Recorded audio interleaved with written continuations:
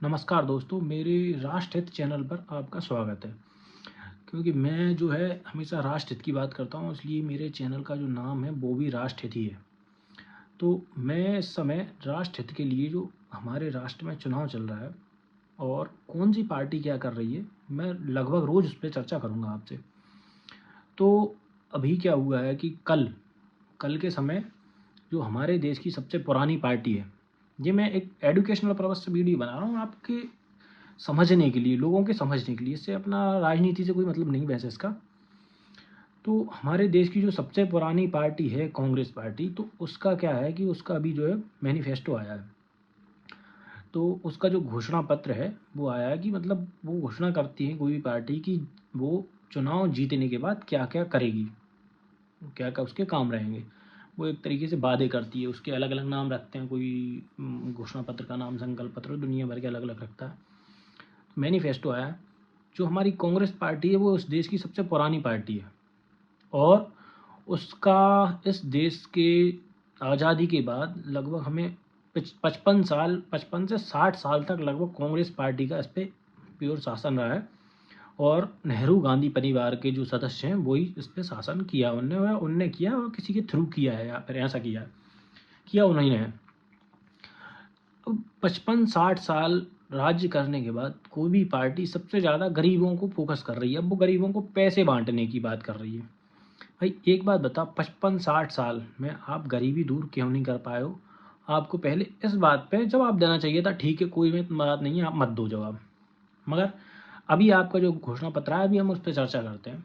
तो सबसे ज़्यादा इसमें उसका जो फोकस रहा है वो बहुसंख्यकवाद या बहुसंख्यक वर्ग को ख़त्म करने पर रहा है कि बहुसंख्यक वर्ग को कैसे ख़त्म करेंगे। बहुसंख्यक वर्ग को ख़त्म करने के लिए सबसे बड़ा उसका इसमें जो जो वादा है वो है जातिगत जनगणना। जातिगत जनगणना कराने से क्या होगा कि जो अभी बहुसंख्यक वर्ग क्या है, उसने 4 वर्गों में तोड़ रखा है।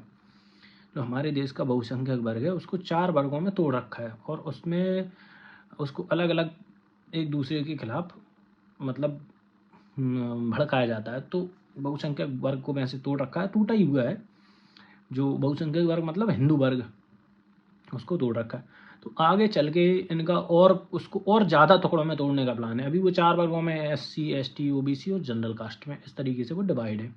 जनरल कोई कास्ट नहीं होती है, जनरल एक कोटा होता है, तो उसे लगभग जनरल सामान्य वर्ग कह देते हैं।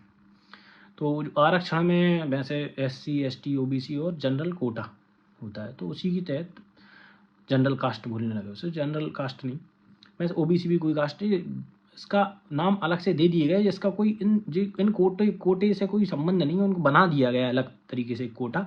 ठीक है। तो हिंदू या फिर बहुसंख्यकवाद को ख़त्म करने पे इसका मुख्य फोकस है वो जातिगत जनगणना। जातिगत जनगणना का क्यों फोकस है इस पर कि हिंदू जब तक टूटेगा नहीं, जब तक कांग्रेस जीतेगी नहीं।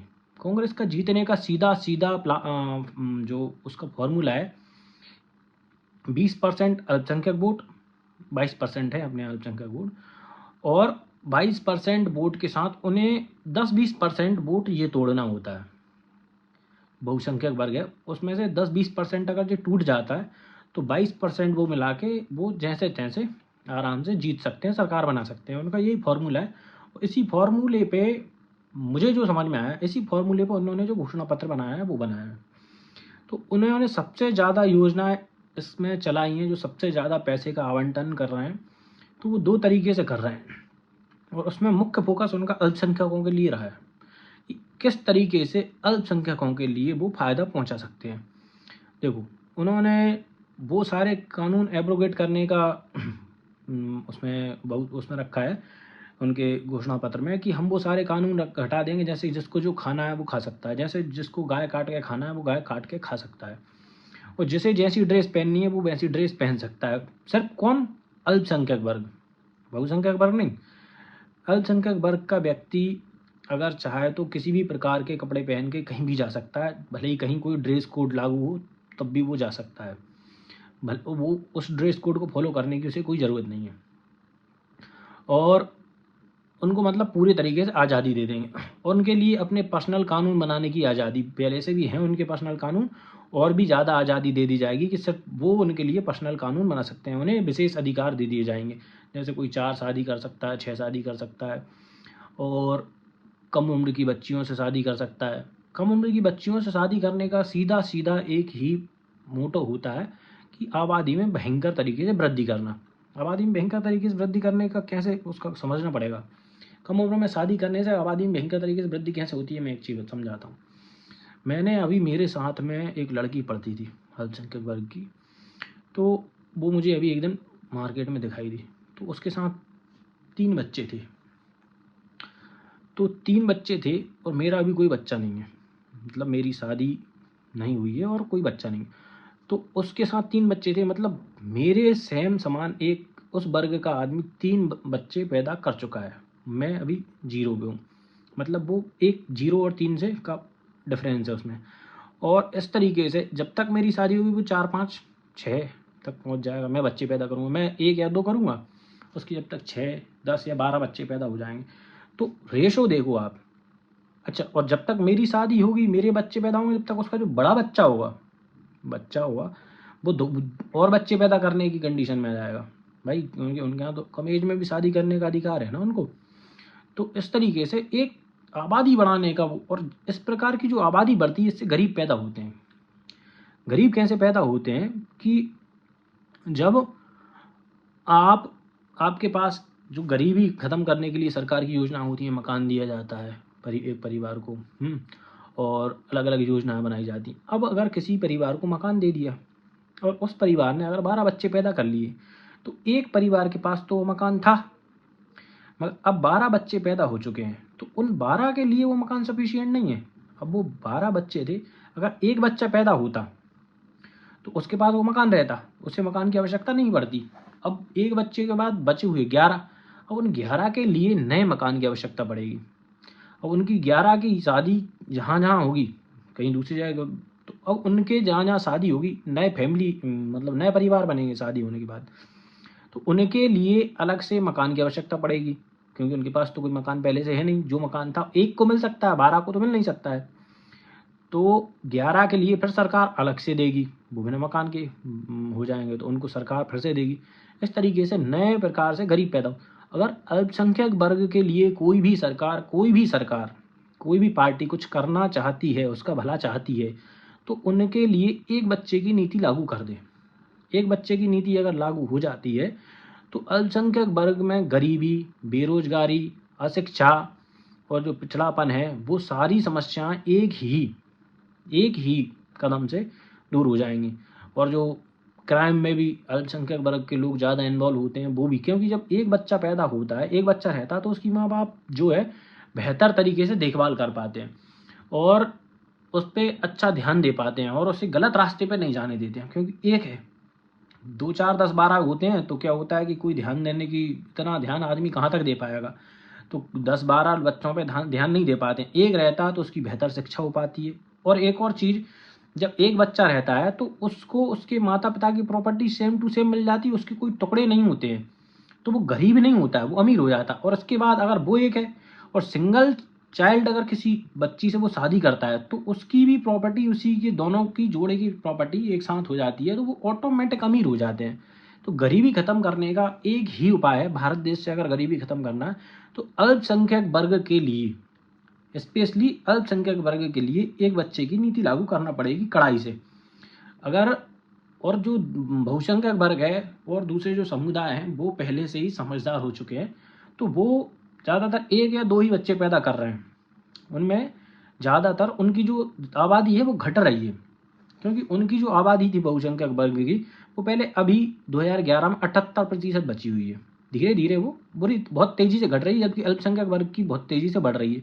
और बढ़ने का तरीका क्या है? कम उम्र में शादी, और कम उम्र में शादी के बाद ज़्यादा बच्चे पैदा करना। इस तरीके से अगर आप आबादी बढ़ती रही देश की, तो देश के संसाधन और देश की जो गरीबी है वो कभी भी हम उससे बाहर नहीं निकल पाएंगे।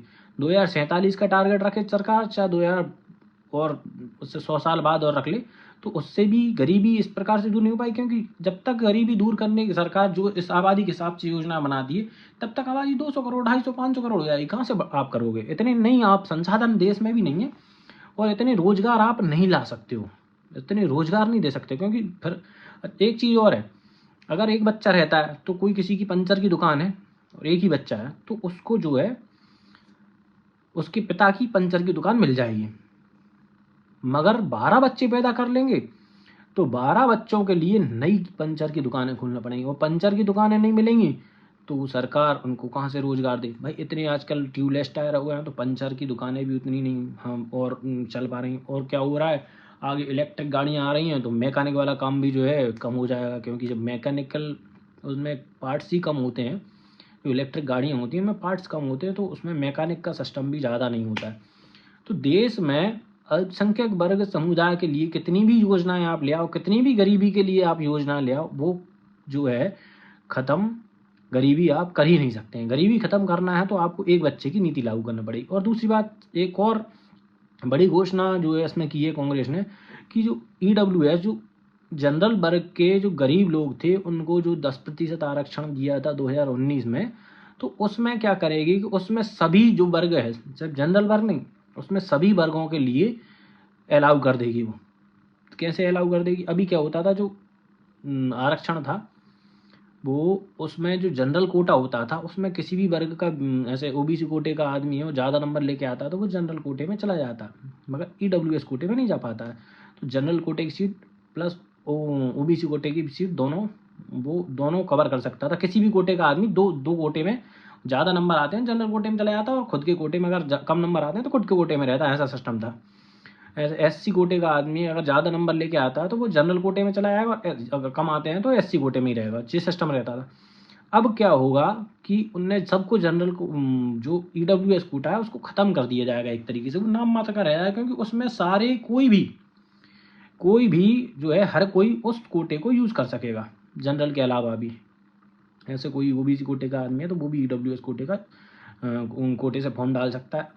मतलब वो जनरल कोटे का जो आरक्षण था 10% वो खत्म हो जाएगा।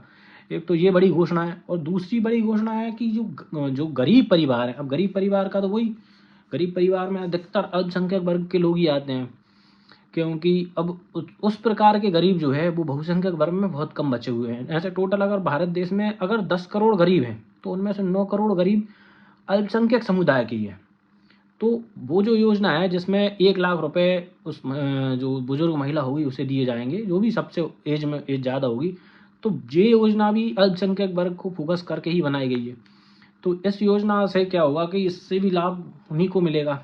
और एक चीज़ और है, इस प्रकार से आबादी अगर बढ़ती रही और इस प्रकार की योजनाएं चलती रहीं तो देश की जो है मुख्य जो धन जिससे देश का विकास हो सकता है वो इस प्रकार से गरीबी के नाम पे दे दिया जाएगा, और देश का विकास इंफ्रास्ट्रक्चर पे कोई काम, हाँ वैसे उसमें पूरे उसमें पढ़ लिया मैंने, पूरे 48 पेज का है, उसमें कहीं भी देश के जो विकास का है वो कोई गायब है, विकास का मुद्दा ही गायब है वहाँ से।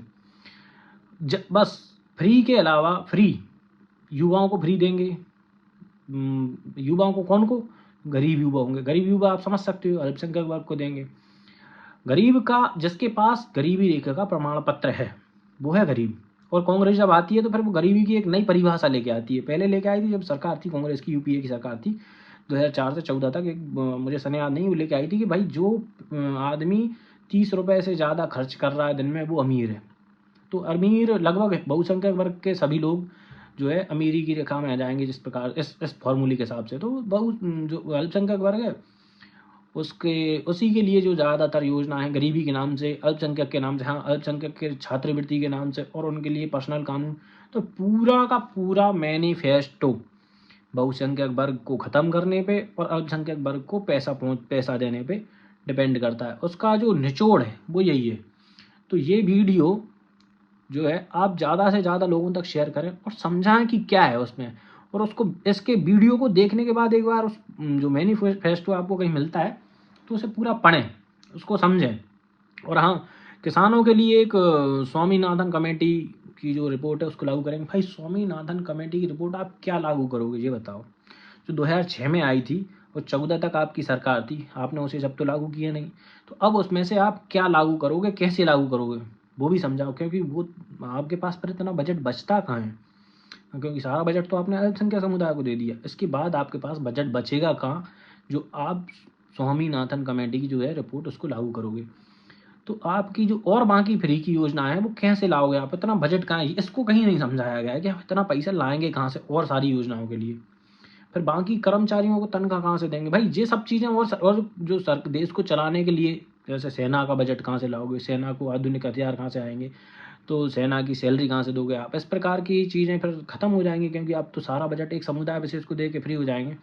तो धन्यवाद, आप जो है इस वीडियो को और लोगों तक पहुंचाएं, ज़्यादा से ज़्यादा लोगों तक पहुंचाएं और समझाएं कि क्या इस पार्टी की विचारधारा है। जो देश की सबसे पुरानी पार्टी है वो आज भी गरीबी के नाम पे नए नए गरीब पैदा करती जा रही है और उनको पैसा देती जा रही है। और देश का जो बजट है, जो एक वर्ग जो हमेशा टैक्स भर रहा है वो हमेशा टैक्स ही भर रहा है, और एक वर्ग जो हमेशा लाभ ले रहा है वो लाभ ही ले रहा है। तो धन्यवाद दोस्तों, नमस्कार, जय श्री राम, जय हिंद।